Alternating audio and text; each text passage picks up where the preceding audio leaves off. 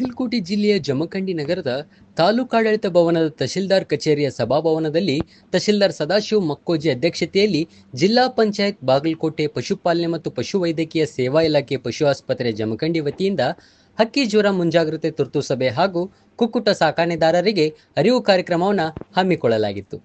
ಸಭೆಯಲ್ಲಿ ತಹಶೀಲ್ದಾರ್ ಸದಾಶಿವ ಮೊಕ್ಕೋಜಿ ಅವರು ಕುಕ್ಕುಟ ಸಾಕಾಣೆದಾರರಿಗೆ ಸಲಹೆ ಸೂಚನೆಗಳನ್ನು ನೀಡಿ ಮಾತನಾಡಿದ ಅವರು, ಕೋಳಿ ಮಾರುಕಟ್ಟೆ ಅಥವಾ ಕೋಳಿ ಅಂಗಡಿಯನ್ನು ಪ್ರತಿದಿನ ಶುಚಿಗೊಳಿಸುವುದು, ಕೋಳಿಗಳಲ್ಲಿ ಅಸಾಧಾರಣ ಸಾವು ಅಥವಾ ಹಕ್ಕಿ ಜ್ವರದ ಯಾವುದಾದರೂ ಲಕ್ಷಣಗಳು ಕಂಡುಬಂದಲ್ಲಿ ಹತ್ತಿರದ ಪಶುವೈದ್ಯ ಸಂಸ್ಥೆಗಳಿಗೆ ವರದಿ ಮಾಡುವುದು, ಕೋಳಿಗಳ ಅನುಪಯುಕ್ತ ವಸ್ತುಗಳಾದ ಪುಕ್ಕ, ಹಿಕ್ಕೆ, ಒಳ ಅಂಗಾಂಗ ಇತ್ಯಾದಿಗಳನ್ನು ತಪ್ಪದೆ ಗುಂಡಿಯಲ್ಲಿ ಹೂಳುವುದು, ಕೋಳಿಗಳ ಪಂಜರಗಳನ್ನು ದಿನನಿತ್ಯ ಸ್ವಚ್ಛಗೊಳಿಸುವುದು ಮತ್ತು ಅಂಗಡಿ ಮಾರುಕಟ್ಟೆಗೆ ಭೇಟಿ ನೀಡುವವರ ಕಾಲುಗಳನ್ನು ಶುಚಿಗೊಳಿಸಲು ನಂಜುನಾಶಕ ದ್ರಾವಣವನ್ನು ಸಿಂಪಡಿಸುವುದು, ಸರ್ಕಾರದ ಅಧಿಕಾರಿಗಳು ಕೋಳಿ ಅಂಗಡಿ ಮತ್ತು ಮಾರುಕಟ್ಟೆಗೆ ಭೇಟಿ ನೀಡಿ ಪರಿಶೀಲಿಸುವ ಮತ್ತು ಅನುವು ಮಾಡಿಕೊಡುವುದು ಎಂದರು. ಯಾರಾದರೂ ಈ ಕ್ರಮಗಳನ್ನು ಪಾಲಿಸದೇ ಇದ್ದಲ್ಲಿ ಅಂತವರ ಮೇಲೆ ಕ್ರಮ ಜರುಗಿಸುವುದರ ಜೊತೆಗೆ ಕೋಳಿಗಳನ್ನು ಸ್ವತಃ ನಾವೇ ಜೆಸಿಬಿ ಮೂಲಕ ನೆಲದಲ್ಲಿ ಉಳುತ್ತೇವೆ ಎಂದು ಖಡಕ್ಕಾಗಿ ಎಚ್ಚರಿಕೆ ನೀಡಿದರು. ತದನಂತರ ತಾಲೂಕು ವೈದ್ಯಾಧಿಕಾರಿ ಗೈಬೂ ಸಾಬ್ ಗಲ್ಗಲಿ ಅವರು ಮಾತನಾಡಿ, ನಾಗರಿಕರು ಆತಂಕ ಪಡುವ ಅಗತ್ಯವಿಲ್ಲ, ಮಾಂಸ ಹಾಗೂ ಮೊಟ್ಟೆಯನ್ನು ಬೇಯಿಸಿ ಸೇವಿಸಲು ಸಲಹೆ ನೀಡಿದರು. ಇನ್ನು ಈ ಸಭೆಯಲ್ಲಿ ಸ್ವಾಗತ ಹಾಗೂ ಪ್ರಾಸ್ತಾವಿಕವಾಗಿ ಡಾಕ್ಟರ್ RB ನಾಗರಳ್ಳಿ ಅವರು ಮಾತನಾಡಿದರು.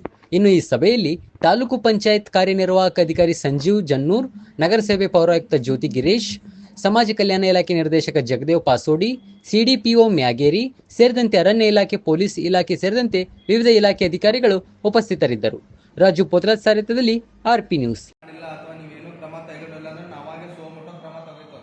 ನಿಮ್ದೆಲ್ಲ ಬಂದ್ ಮಾಡ್ಬಿಡ್ತೀವಿ. ಮತ್ತೆ ಸ್ಟ್ರಿಕ್ಟಾಗಿ ಹೇಳಕತ್ತೀವಿ. ಯಾಕಂದ್ರೆ ಬರೋಕ್ಕಿಂತ ಮುಂಚೆನೇ ನಾವೆಲ್ಲ ಮಾಡ್ಕೊಂಡು ಆರಾಮಾಗ್ತದೆ. ಬಂದ್ ಆದ್ಮೇಲೆ ಕಂಟ್ರೋಲ್ ಸಿಗಲಿಲ್ಲ ಅಂದರೆ ಭಾಳ ಪ್ರಾಬ್ಲಮ್ ಆಗ್ತದೆ.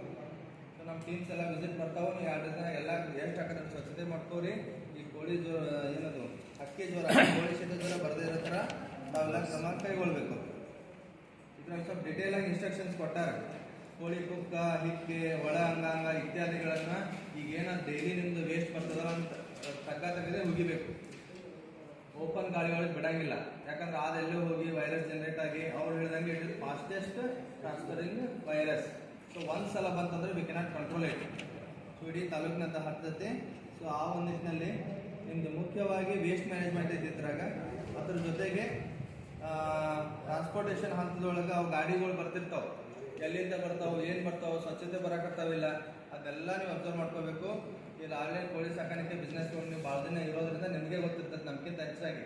ಸೊ ನೀವು ಏನೇನು ಕ್ರಮ ತಗೊಳ್ಬೇಕು ಈ ಒಂದು ಜ್ವರವನ್ನು ಬರದೇ ರೀತಿ ತಡೆಯೋಕ್ಕೆ ಆ ಎಲ್ಲ ಕ್ರಮಗಳನ್ನು